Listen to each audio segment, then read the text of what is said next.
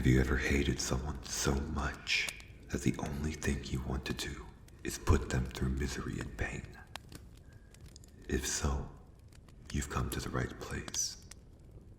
This curse was used on Japanese spies that went rogue in the age of the samurai, and is still used by secret organizations today as a form of unnoticeable torture. The target will be plagued by misfortune, which could range from minor injuries all the way to deadly situations from which the subject cannot escape. This was also used by the Indians after the technique was discovered in the late 1800s. It is important not to speak about what you have done to anyone, otherwise the curse will have the opposite effect.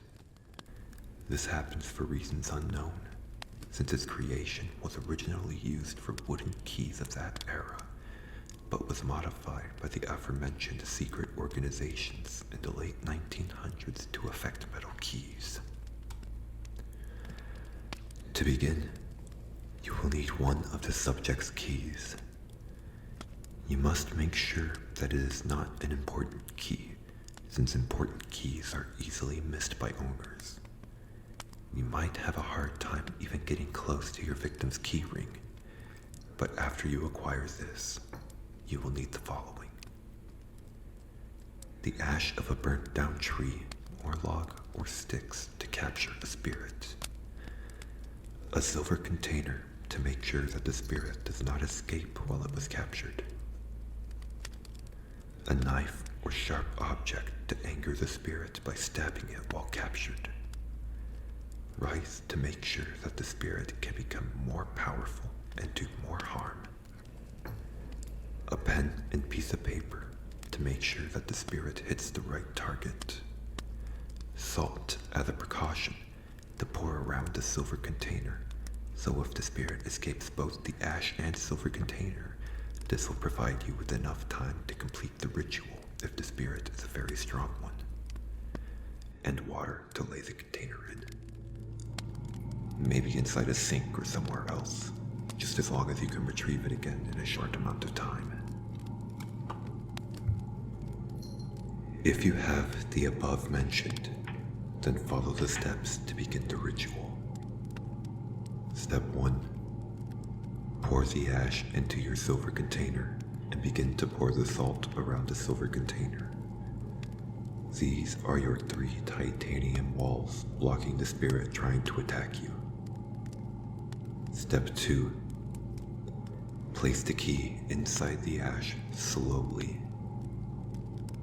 Step 3.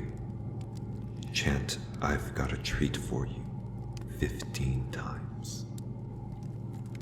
Step 4.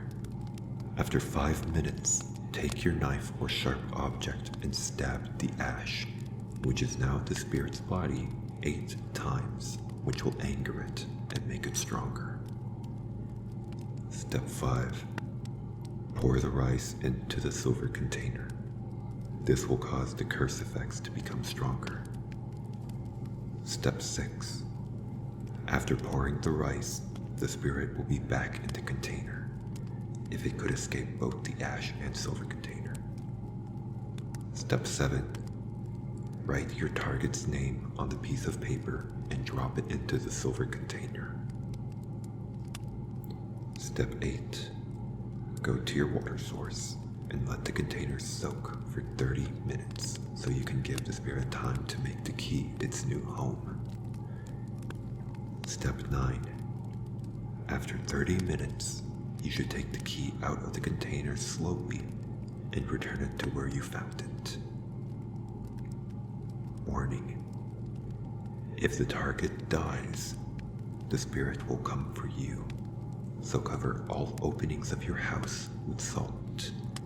Otherwise, you might see that same key appear in your house, and you will die.